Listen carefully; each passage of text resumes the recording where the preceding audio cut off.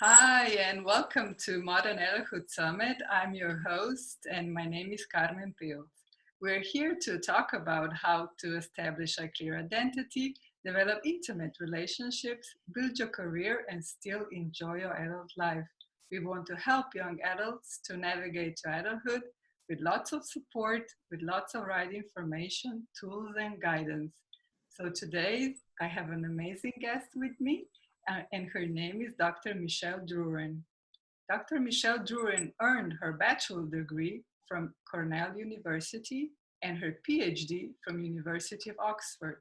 She is the developmental psychologist, professor, and internationally recognized speaker on technology and relationship, including online relationships, social media, and sexting.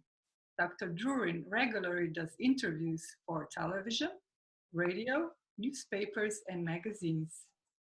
Dr. Drouin also serves as an expert witness for sexting, social media, and online relationship cases. Welcome, Michelle. Thank you, Carmen. You're welcome. Michelle, can we first start with the question, where were you born and raised, and how was your childhood like? Well, I was actually born and raised just a couple of hours from where I currently work in Indiana. I was born in Illinois, but my parents were hippies, so they moved around a lot. And then after my parents divorced when I was pretty young, we moved to Indiana, and I moved there until college. My childhood was tumultuous. We moved a lot. My mom was a mainstay. I have 5 younger brothers and sisters, so she spent a lot of time taking care of them. I spent a lot of time taking care of them. I had a lot of responsibility, but I would say, like, the feeling I have when I think about my childhood is that I was very loved. My mom always gave me unconditional love and support in the way she could, although it was a little difficult with so many brothers and sisters. I didn't get a lot of one-on-one time. What about you as a young adult? As a young adult, I would say I was pretty bold. And I'm going to say bold, not in the adventurous way, because I'm not at all that. But I was pretty bold in my convictions. So I really avoided everything that teenagers usually do. I didn't drink, I didn't smoke, I didn't swear. And still to this day, I haven't done any of those. So I'm, I was pretty non-traditional, but I was really strongly convicted in my beliefs, and I was really directed, really goal directed. I would say I was uniquely goal directed. I wanted to leave Indiana. I wanted to explore the big wide world, and I never gave up on any of those dreams, and it really propelled me through my young adulthood. Can we now talk about your work? Where did you start first and throughout the years? Where are you now?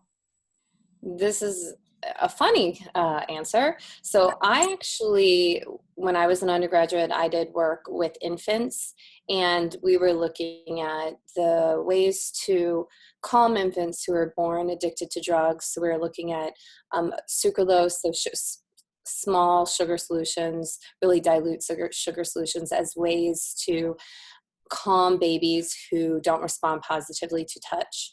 And that was a really great research experience. Although it wasn't exactly what I later did, it did open a whole door for developmental psychology for me. So then when I went to apply to graduate school, developmental psychology was a really good fit. I've always had interest in children, and during my graduate program, I did a reading intervention and language intervention with 3-year-old children, kind of a kindergarten preparedness intervention for children who are living in England. It was great. Actually, I still hear from some of the parents. I'm Facebook friends with some of the parents from that intervention. Their kids just were amazing.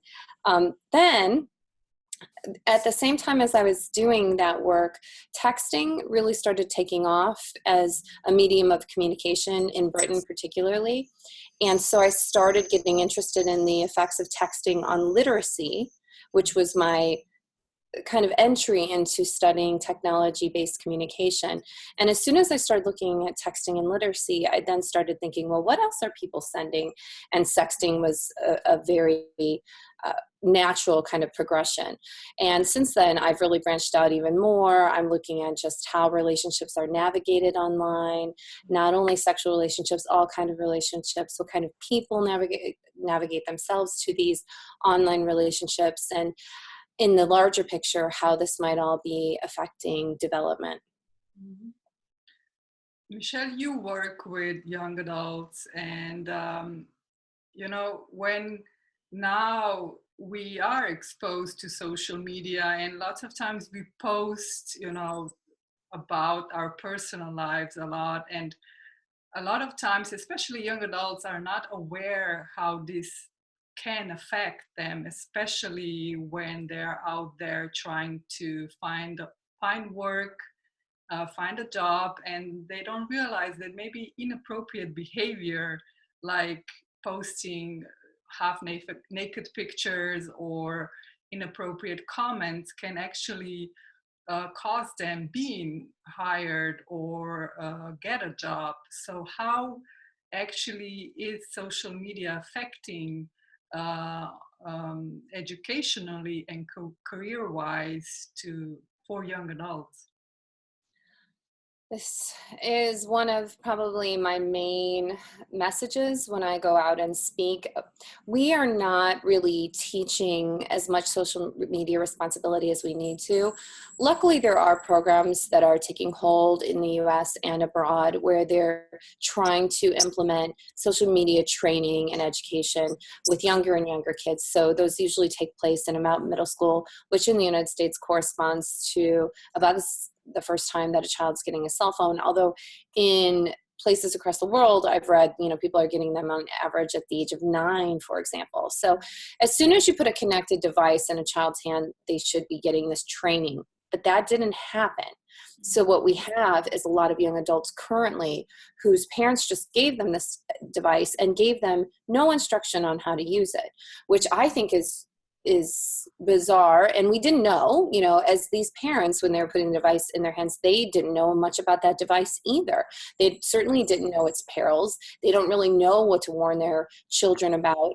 And because of that, we have a lot of these young adults who are just living their lives online and not really thinking, oh, this is something that could derail my future career or derail my education. But in fact, that is what's happening. You have these teens and young adults who are posting illegal material, inappropriate material, or just any material that's casting them in a negative light or portraying them in a negative light. And I think that much more emphasis needs to be put on creating a digital billboard that really highlights your strengths rather than emphasizing your errors and weaknesses. And I think, again, there had been this idea of a digital footprint, but a footprint just doesn't seem that permanent. A footprint doesn't seem as tangible as what I think this is. It really is a billboard. Everything you do online can come back, and it is then your billboard for how you display yourself to the world. I think it's a big issue. Several of our papers have addressed whether or not people are posting illegal material online. They're posting underage drinking, people engaged in sexual activity. Even if they don't post it, many of them are recording it, or they're present when others are recording it. So this is a huge issue that needs to be emphasized in further education. Do you give advice to young adults or even younger children in high school how to actually use the technology, social media, into your advantage? Yes, I think they need to first kind of do an inventory of what they're going to be using this platform for. So one of the big foci in research is using LinkedIn, for example, as a way to showcase skills. Well, that's just one avenue, and that really pertains to late high school students, college students, how they're going to portray themselves in a professional way. But I think the conversation needs to shift much earlier.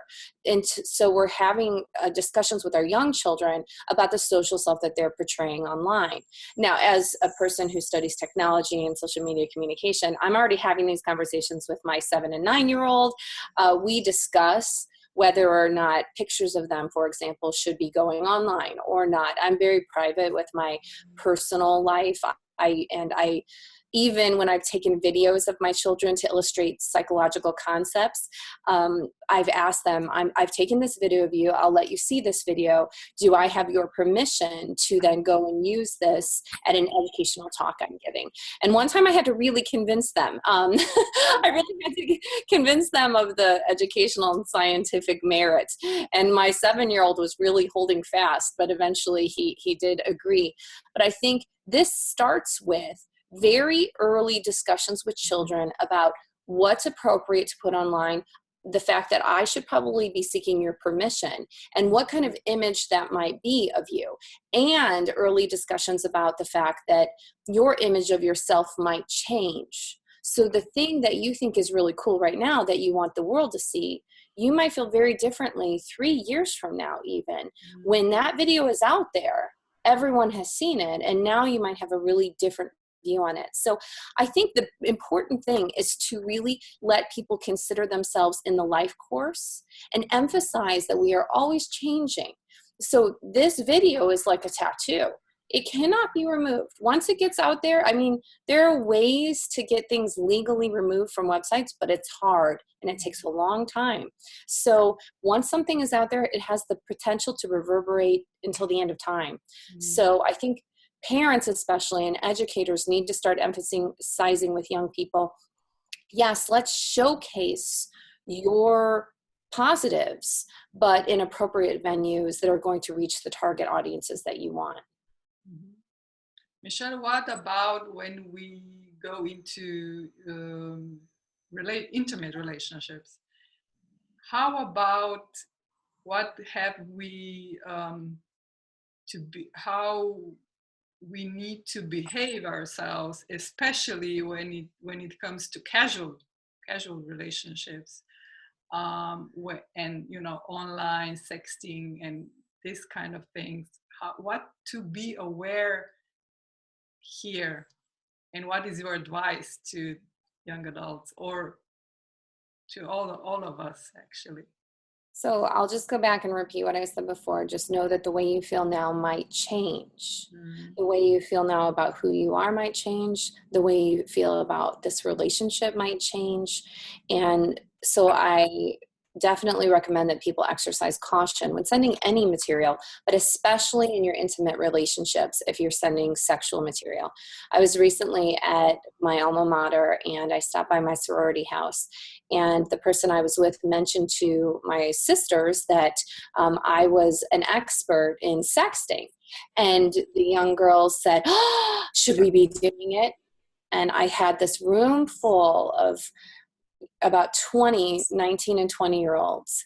And I said, no, please do not sext. Do not send sexually explicit pictures of yourselves. One, because relationships when you're young are really transient, and people are doing a lot of things impulsively. So even if that relationship were not going to be transient, let's say you're with your high school boyfriend and you were going to marry that high school boyfriend, still he might make an impulsive decision to show it to a friend or to forward it to someone, or even a relationship that is more transient than that. People are also sending pictures within these contexts. So the nature of the relationship will likely change if these relationships are young. And you might feel a lot of regret, a lot of shame, and you might really worry that this picture is going to be circulated, or you don't know what's going to happen to it once it's sent.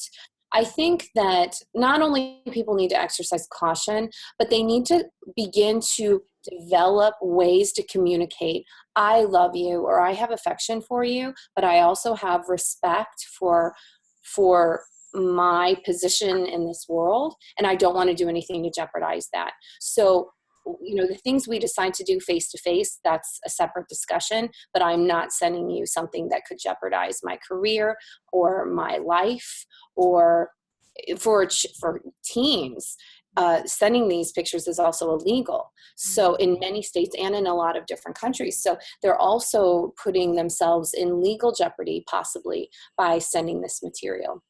So my overall advice, don't do it. understand the nature of change and how you might feel differently about these relationships as time goes on.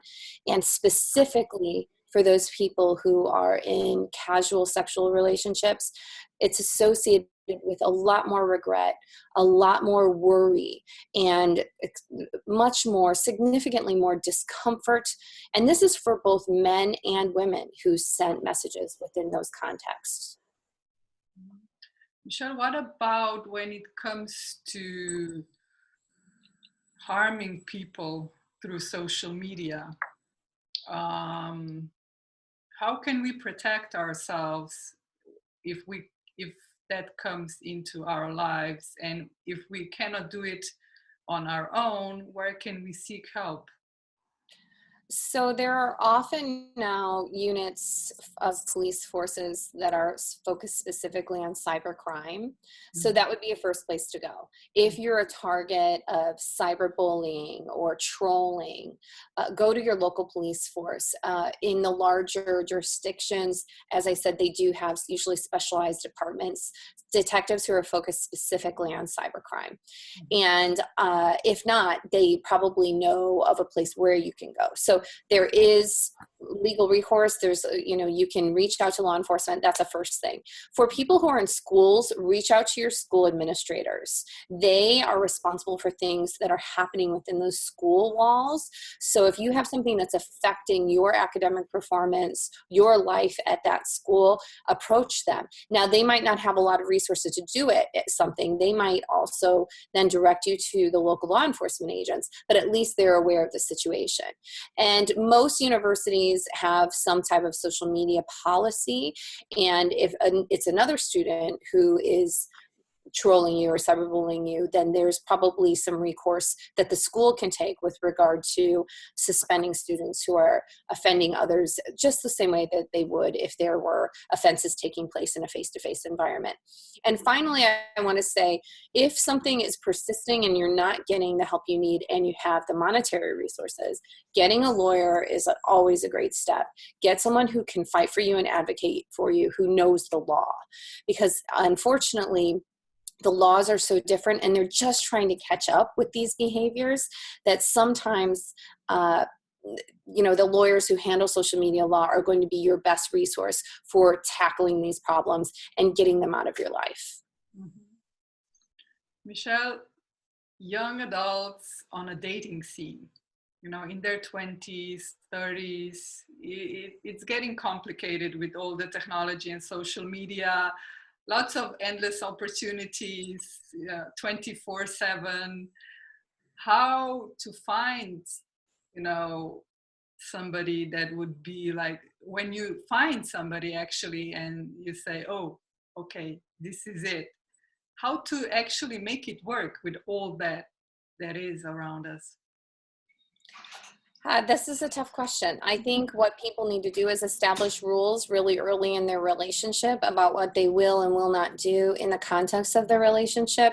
One of the things that we found in research is that people who are accepting or making friend requests, which we called Facebook solicitation or social media solicitation, of people who they found attractive, those people have lower levels of commitment to their partner.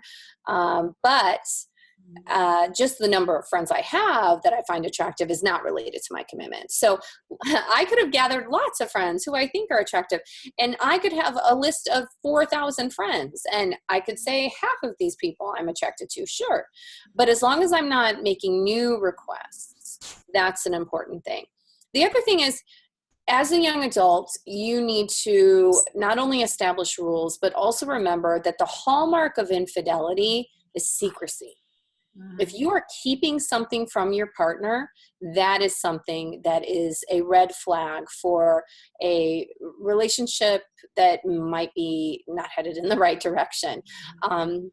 So keeping things from your partner should be a signal to you that you should change your behavior, or if your partner's keeping something from you, then that's time to have these big discussions.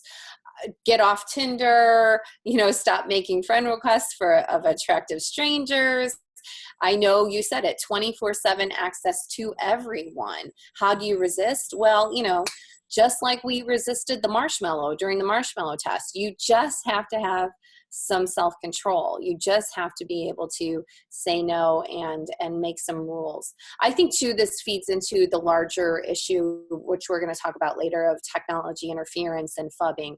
And I'll talk about that in a few minutes, but I think that people just need to be cognizant of it, have the conversations about it, and recognize that if they are keeping secrets from their partner, that's problematic.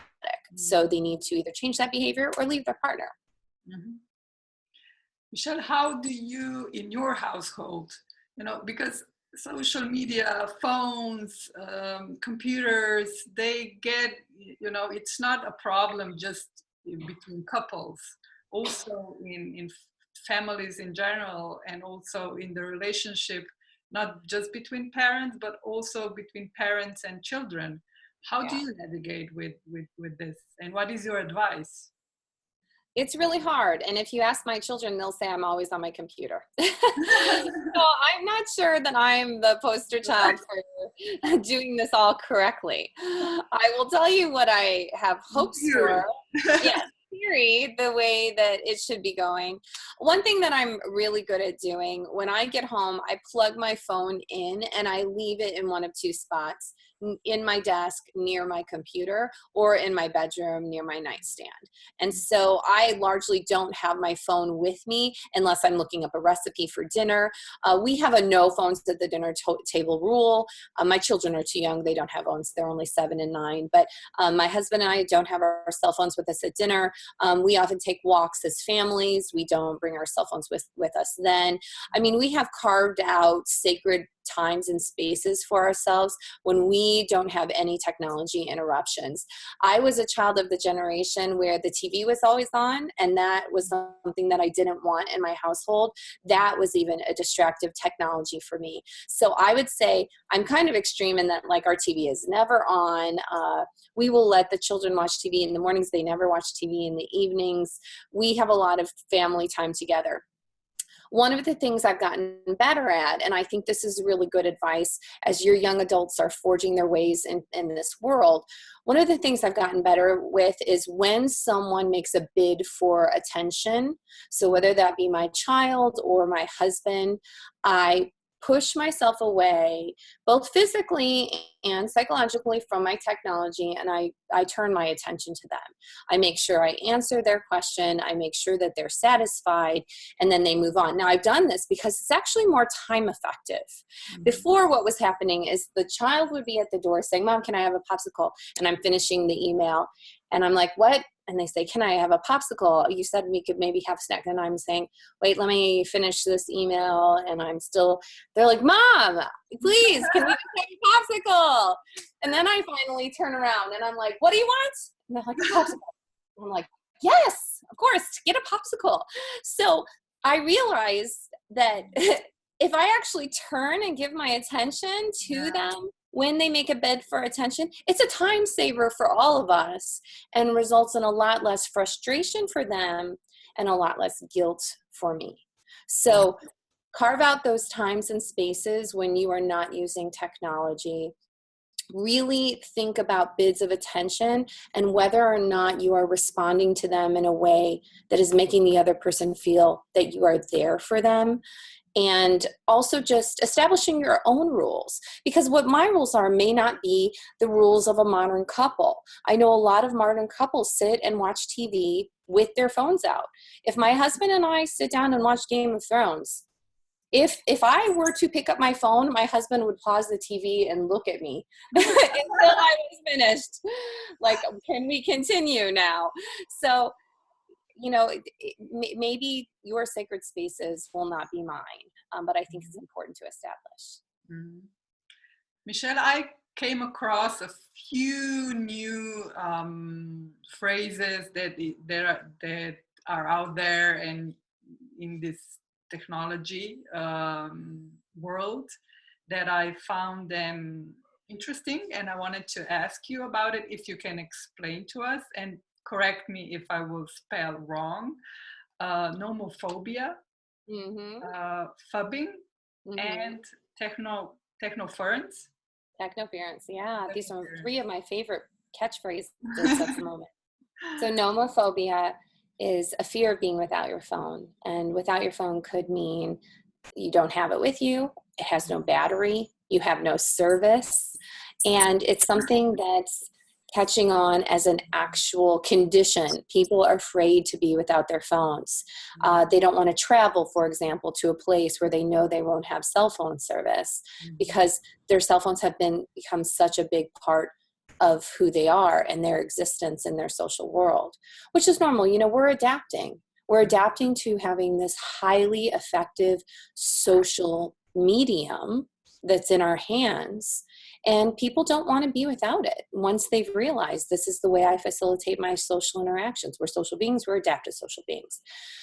Leading from that, you have phubbing, which is basically phone snubbing, a portmanteau of those words, and people are actually snubbing their partners it was originally applied to because they're too interested in their phones. So people could be having a conversation and then I look and I check my cell phone, or you know, we're sitting down watching TV, someone calls, I take the call, or we're sitting down doing something and I start scrolling through Facebook.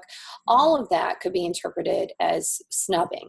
And then technoference is kind of a larger construct that it refers, these terms emerged at about the same time. Technoference was first and then came phubbing. But technoference refers to the same thing, but they're the everyday interruptions that you have in your significant relationships because of technology. And technology could be your phone, technology could be your computer, or your iPad, whatever.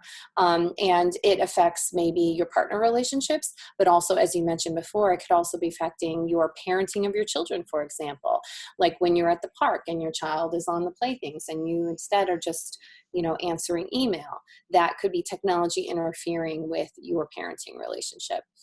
So those are the terms. I think what's really interesting is that many people are reporting that they're happening, and people's reactions to them and children's reactions to them are pretty bad. You know, a lot of people are saying, I have a negative reaction to this when my partner does this. And children show more acting out behaviors when their parents do this. I think we're creating a whole new world, and we need to adjust to these issues. Michelle, what about, you mentioned a little bit at the beginning, but when parents are ready to handle the phone to their children, you know, like video games, iPads, computers, what to do before actually do it? So there are some really great contracts. The American Academy of Pediatrics has a contract where you actually go step by step and you develop a family media plan. So I think that's one of the things that you need to do. Develop a media plan before you give the device. And so, for example, on my media plan, my children they don't have phones, but they have like old phones that are no longer having cell phone service that they use essentially as iPhone, iPods with music on them or games on them. But one of the rules says it never goes in your room. It always stays downstairs. So that's one of our rules. They have a video game package. So for every 30 minutes of video game time they have to do 30 minutes of outdoor time. That's one of our rules. So at 30 minutes, I go down and say, okay, outside time. And then the boys rush up and then they go play outside. And then I tell them when 30 minutes is up. Sometimes they'll play outside for a longer time and I let that happen. I don't intervene when playtime outside goes over. But if children know about the rules at the onset, when you first get the toy, when you first introduce it to their home, they're so happy that they have the toy that they're like, okay, yes, we'll abide by those rules. But if you try to change them midstream, they're much less eager to do so.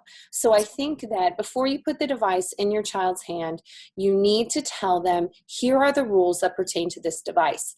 And importantly, I own this device. I purchased this device, or if the child purchased it themselves, I allowed you to purchase this device. And if I see that this is being used in a way that harms people or that potentially harms you, I have the right to take this device away.